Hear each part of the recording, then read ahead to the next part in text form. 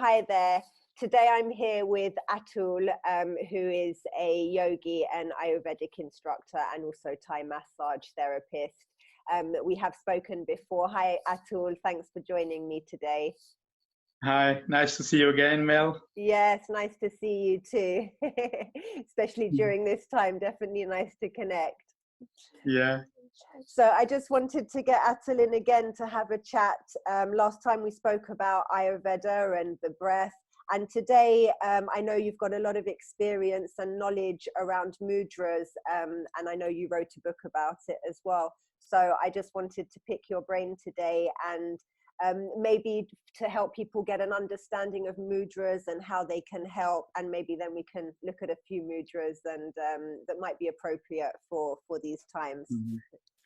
Okay, so my interest in mudras came from the yoga itself because it is incorporated in the science of yoga, the science of mudras. And I found that some postures, rather than being called asanas, they were called mudras. And I wondered why they were called mudras, So, of course, curiosity took me further. And all this digging up eventually led to writing of a book. Well, this is the cover. This is the cover of the Okay, book. beautiful. It's in Portuguese. Okay. We need Anyway, an English version. I know it's my project. Maybe now that I'm sitting more at home, So let's see. So basically, the science of mudras, it is based on the 5 elements. They are known as the Pancha Tattvas. Pancha means 5 in Sanskrit, and Tattva means an element. So, as you know, the whole universe is made up of these 5 elements, beginning with Akasha, which is the ether, then Vayu, which is air, then you have Agni, which is fire, Jal, that means water, and earth is Prithvi. So these 5 elements make up, the whole universe. That is the macrocosm. And we as an individual human being is made of the same 5 elements, of course, in various proportions. And so each one of us has a different, you can say, percentage in its own constitution.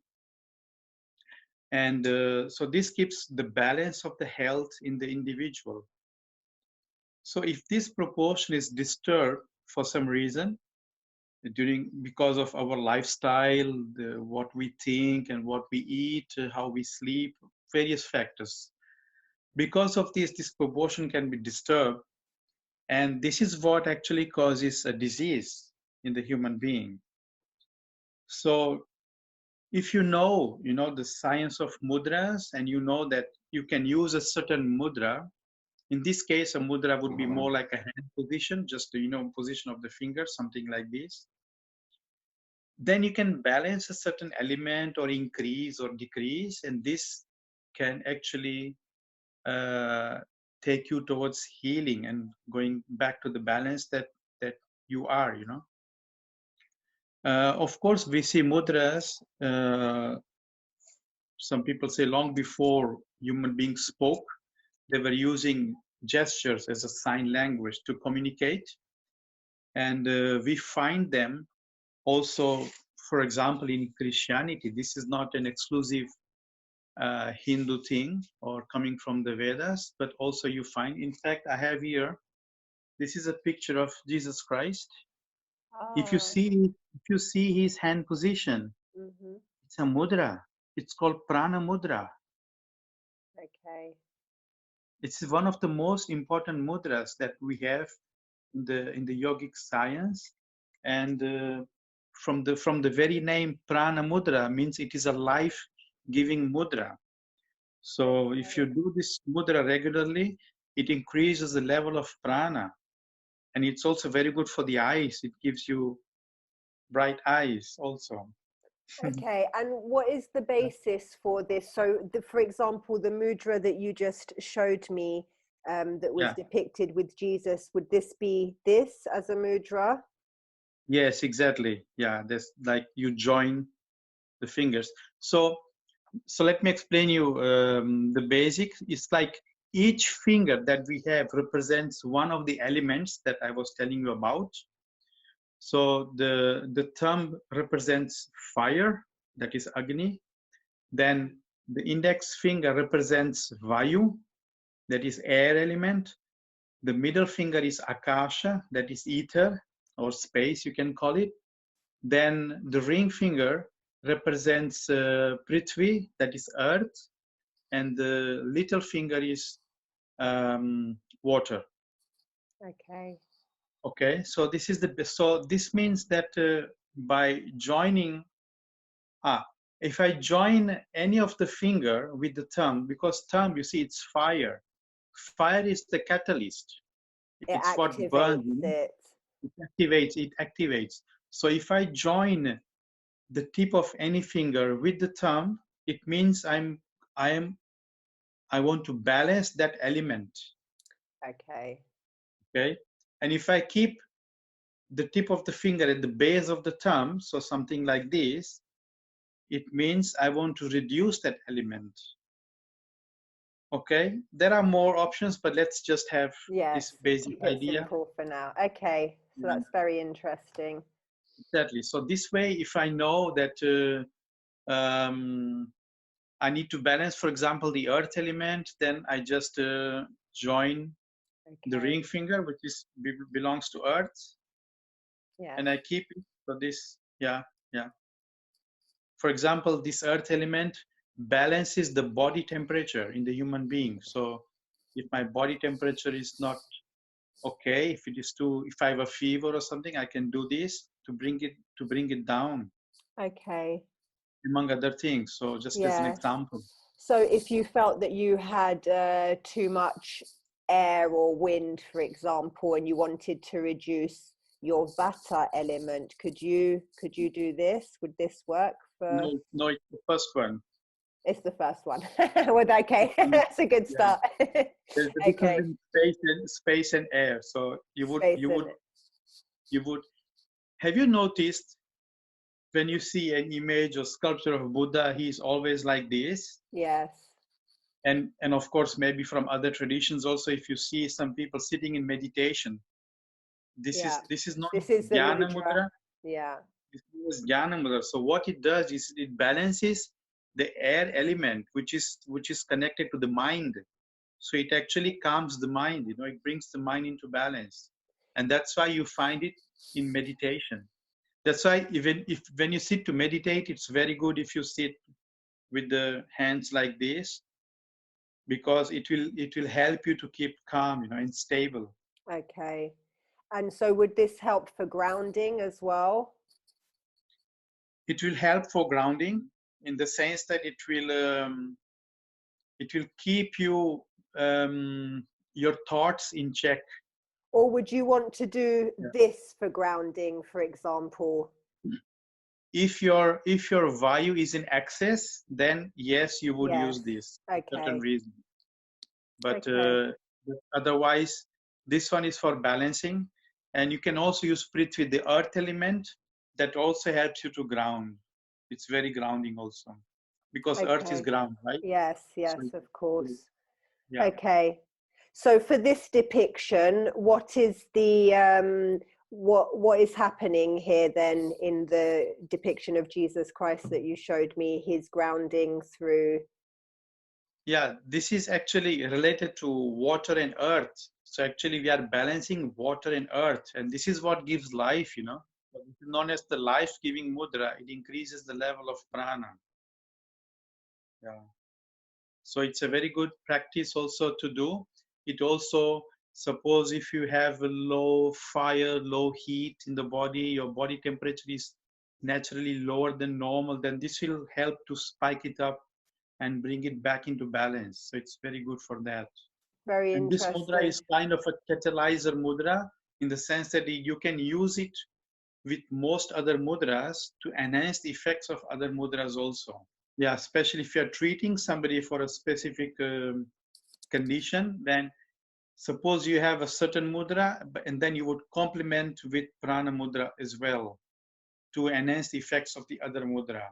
So would you do different mudras with each hand? Is that what you mean?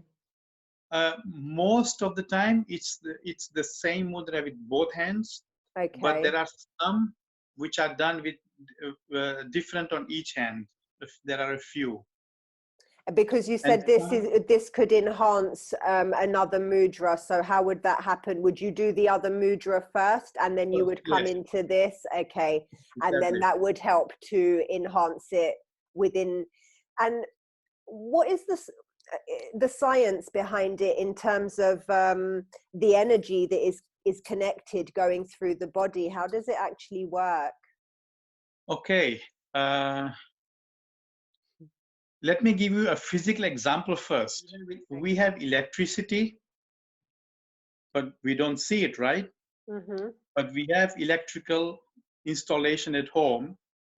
So I have a bulb that will light when electricity reaches the bulb. I have a switch somewhere on the wall, and then I have a wire that goes somewhere from inside that I don't see. So it's more like a remote button, you know. So I can have all this installation, but the bulb will not light unless I go and press the switch. Okay. So let's say this would be the switch, and this will activate the pranic network of nadis and send some message all the way to the brain, and then the brain receives this message, and then it will light a bulb somewhere. Okay. Okay. So it works on it's a very subtle science, even more subtle than the physical yoga. Because in an asana, you are working more on the pran tattva, but with mudras, we are working on the pancha tattvas, on the 5 elements. So it's a more subtle science. And just for people who don't know what nadis are, can you just give a quick explanation? Yes, of course. Let me go a little back then, because the human body, in yogic anatomy, we are made of 5 layers. Let's say maybe like an onion made of 5 layers.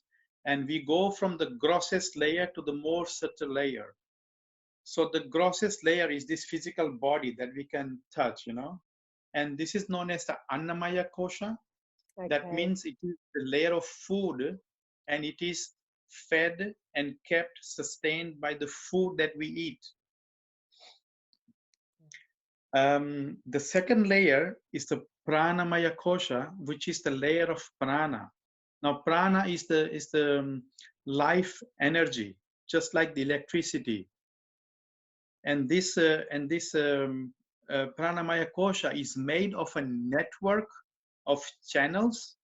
You could compare with electric wires, and this network is these are known as nadis. Okay. In Chinese system, they call them meridians, where the prana or the chi flows. So the same, we call them as nadis in the yogic terminology. It's really interesting. So by connecting the elements through your fingers, you are stimulating the nadis into rebalancing. Would that be a correct? We are not stimulating the nadis, we are stimulating the elements. The nadis are just a pathway for the messages to the brain. Beautiful. I mean, anybody can try if you just, lightly touch. Let's say you can touch the index and the thumb, yes. And you will start feeling a tingling sensation at the junction, you know. So this is the nerve ending. Oh, thank you for explaining all of that. Yeah. And how do you use mudras in your own practice? Mostly for meditation. So we have 2 categories of mudras. Some are the general purpose mudras, and some are therapeutic mudras. So the general purpose are what we call as preventive medicine. we would do them just to stay in balance. Yeah, just like you do yoga to keep fit. Second category would be the therapeutic. That is, if you have a problem, then you can use certain mudras to correct that. Like you go to a doctor and get a pill. So this would be something similar to that. You know? Okay, and how long per day should you do specific mudras for if you were using them for particular problems, for example? It would depend. If you do for therapeutic purpose, then the time for this is 16 minutes per session, and you can do 2 or 3 sessions a day depending on the gravity of the situation. And so I know that at the moment there are a lot of fears and anxieties that people are struggling with. And this is one of the reasons I really wanted to talk to you as well, was a lot of people are meditating and doing yoga, but also what mudras can we use during this time to help us to relax? Mm-hmm. Okay, so the first I would recommend would be the first mudra I showed you, that is called as Jnana Mudra, that is joining the index and the thumb. And this one is one of those general purpose mudras that you can do for as long as you like. So if you meditate, then this is the best mudra to do it. Yeah, you can keep the hands facing up or facing down, but if it is for meditation, facing up is better. And why is that? Because then you are connecting to a more subtle energy, not to an earth energy. Okay.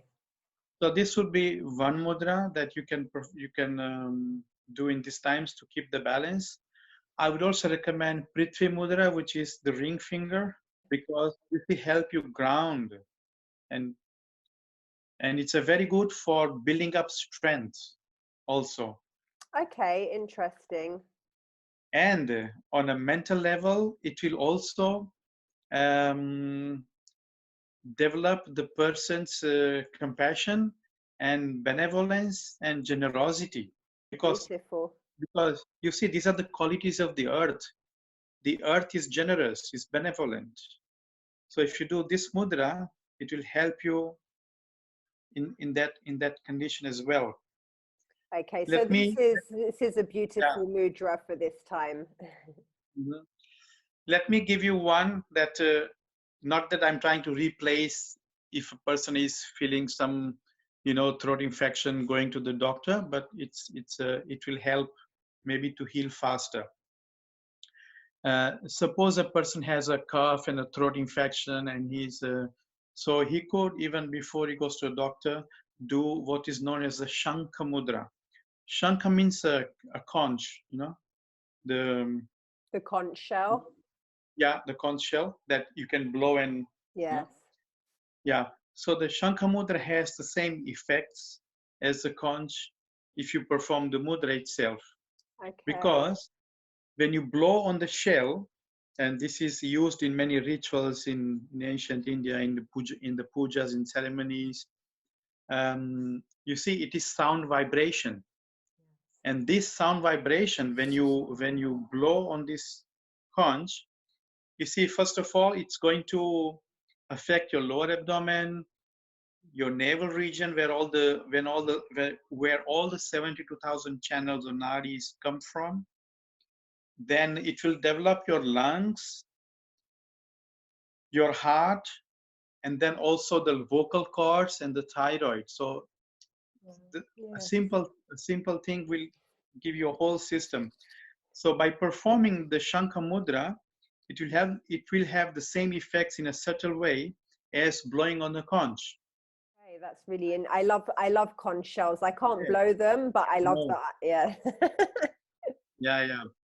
So this is indicated for people who have to speak a lot, like if you are an orator or a singer, a professor, or if you have an infection at the time or whatever.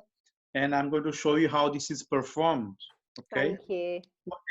And this is one of the examples that is performed with both hands. Okay. So you can take any hand, and then you place the thumb of the opposite hand, like almost at the base. Yeah. in line with the other thumb, you can say, yeah? In line with Yeah. the other thumb, exactly. Now I'm going to fold my fingers over this thumb, and then I will have to roll a little bit so that this hand, it covers, so that now I have to join my index with the thumb. Okay, so like this. Yes, okay, I got it. And then the others will just wrap around Yeah, the got it, got it. hand. You have to touch both the tips. Okay? And then you just place the hands in your lap, and then you stay there. So in this case, you Okay. would do it for 16 minutes, 3 times a day, or 3 times a day, if that would be the case. And it's a very, very powerful mudra. You might start feeling heat right away, actually. I can actually feel it. I can actually feel quite strongly a sensation in my hands just sitting Yes. here with it like this. Yeah, exactly. And I can actually feel it in my chest as well. Is that normal? You can, yeah. If a person is sensitive enough, then you can feel it immediately, the effects of Yeah, this. I can Yeah. feel this. And what did you say this helps with? This is for clearing the throat and the chest and... Yeah. So the throat, vocal cords, balances the thyroid gland, which is, balances the thyroid. Yes, really important. it works on all the other glands, basically. Yeah. And then it works on the heart, on the lungs, because of the effect of the blowing something, and on the abdomen as well. So it's good. It balances Okay. a lot of things, just one simple mudra. Yeah, one simple mudra. That's amazing. And is there Mhm. something you should do before you start doing mudras? Is there a way of cleansing your energy, or can you just go straight into doing it? Does it matter? No, the mudra will cleanse your energy. So Yes. maybe if you've struggled with somebody and you're struggling to express yourself, or you want to clear your expression or your throat, anything to do with that, this is a great mudra. I would also use for that case in particular Akash Mudra, that is the space element balance. When you're dealing with the voice, we are dealing with space. Okay. Yeah. Right? So which means if a person cannot express himself properly, it means his space element is not in balance. Maybe it is in deficit or something, And suppose a person stammers, or if he has some such issues, it means his space element is not okay. And for that, I would do Akash Mudra. That would help a lot. Yeah. That's really interesting that you just mentioned about stammering. So if people had maybe speech impediments, for example, could they use mudras to help as well? Yes, definitely. This would be the mudra. These two mudras would be the ones to use for this condition. Amazing. And with your obviously everybody's different, and everyone has different ailments and things that they need to rebalance, and this is a very good general purpose mudra, as you said. But when you're doing your workshops, or when you have students, are there any mudras that come up time and time again that you think are really useful for people generally? Yeah. If I give a workshop, I teach 20 or 30 mudras, depending on the length of the workshop. In fact, I'm going to have a workshop on this Sunday, and it's going to be for 5 hours. Yes, it is part of the curriculum for the students studying yoga from the Portuguese Yoga Federation, and I'm supposed to give the module on mudras. Beautiful. So this was programmed since last year, that it would be like on the 19th of April, which is next weekend, the next Sunday. And I know that in your book as well, you show lots of mudras, and you give explanations for why they work and what ailments they are good for as well. Yeah. I talk about the benefits and uses of So since it was supposed to be a basic book, I took around 20 or something mudras and turned it in a very simple language, easy to understand and easy to practice. Okay. So people can have something very practical on their hands. And just for people who can't or maybe don't find the time to meditate, could they take 15 minutes while they're sitting at their desk, or, you know, or as they are walking down the road? Could they take that time to have their hands in mudra as well? Yes, they can. Suppose if you don't have time, but imagine you travel every day to work, maybe you take a Yes. bus or a train, you can use that time to do mudras. Okay. Or for Yeah. example, if the children are driving you crazy while we're all at home at this moment, could you kind of walk around the house with a mudra to help relaxation? You could, and you could, if you can make the children do the, for example, the Jnana Excellent. Mudra, it would calm them down as well, you know. Okay. And and this actually has been done as a research study in some schools in India, where they took a bunch of students who were very naughty, and Okay. they made them do this mudra for a few days, and then another group which did nothing, and then they checked the result after a few days, and the group who were doing this mudra regularly, they became much more calm, focused, with much more concentration and much better memory power in their studies. Okay, beautiful. Yeah. Yeah, so to all the people with families at home, mudras for children coming next. Excellent, beautiful. Atul, thank you so much for sharing all of your knowledge with me today. I really enjoy our conversation, so thank you so much for telling us all about mudras. It was my pleasure. It was a pleasure talking to you and sharing whatever I have gathered about mudras. Yes, And I I know hope you. it will help some people. So, yeah. Yeah, definitely. I think that's really important during this time that people have as many tools as possible that that they can use at different times. So Yeah. yes, thank you. So I will put all the information about where people can find you or get in touch with you if they have any questions about mudras or yoga, Yeah. or your book. And yes, again, thank you very much. Okay. And nice to see you. Yeah. Lovely. Take care then. Thank Yeah. you.